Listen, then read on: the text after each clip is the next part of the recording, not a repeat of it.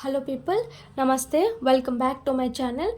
Uh, this is the video of continuation of Epstein-Barr virus, adenovirus and rhinovirus in the form of differentiating tabular form. First of all, tabular form. And in this video I will discuss about the lab diagnosis of all these three. In previous video I discussed about the clinical features and morphology and pathogenesis also. So in this video I will discuss about the lab diagnosis of Epstein-Barr virus is important. See, first of all, in this lab diagnosis we can first one is antibody detection. First one is detection antibody detection antibody detection by three methods. ELISA is the one of the method. IFT is the one of the method, immunofluorescence test. Another method is this is APC. This is heterophile agglutination test. Heterophile agglutination test. It is called Paul-Bunner's test. What is called? Paul-Bunner's Paul-Bunner test comes and it is a heterophile agglutination test. It is non-specific also. Paul-Bunner test is called heterophile agglutination test. It is non-specific. This is one of the antibody detection test. So first of all we should discuss about the principle, procedure, everything of Paul-Bunner's test. Principle is tube agglutination test. In principle, tube agglutination test. In tube agglutination test we can use these two, patient serum and sheep RBCs. Sheep RBCs are used and patient serum also used in tube agglutination test. This is the principle. Next, procedure. How we can proceed? By serial dilatations of serial dilutions. For serial dilutions of patient serum and this sheep RBC. So this is the procedure. Next, result is titer should be greater than 256. Next, false positive.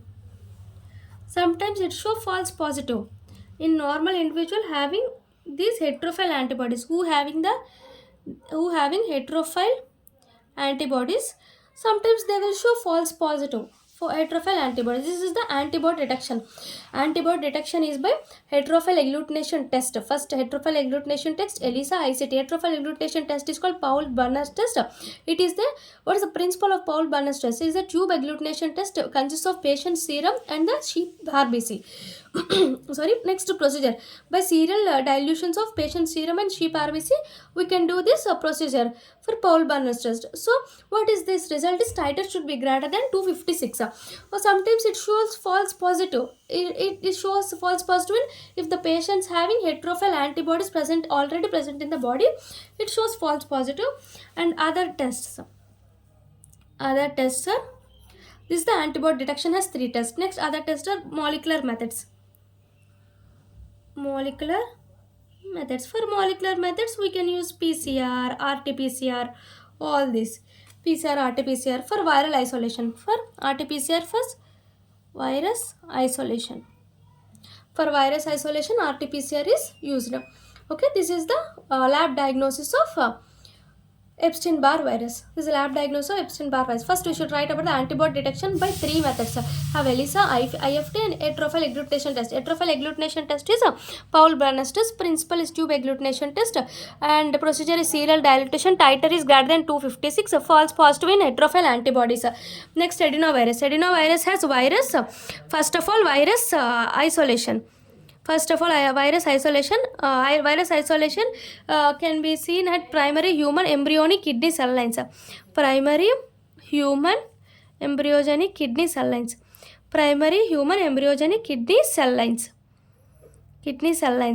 From this viral isolation can be done. How virus isolation can be done?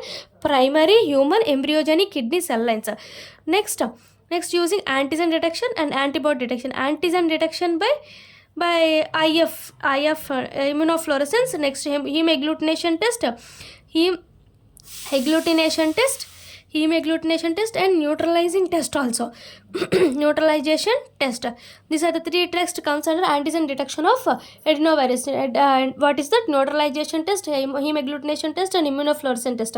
Here, virus isolation by primary human kidney cell lines, primary human embryogenic kidney cell lines. Generally, we are all have kidney cell lines. Here, embryogenic kidney cell lines, antigen detection by immunofluorescence, and heme agglutination, neutralization.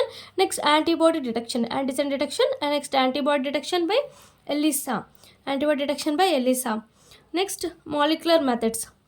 Molecular methods. Molecular methods are same: PCR, RT-PCR, PCR, RT-PCR.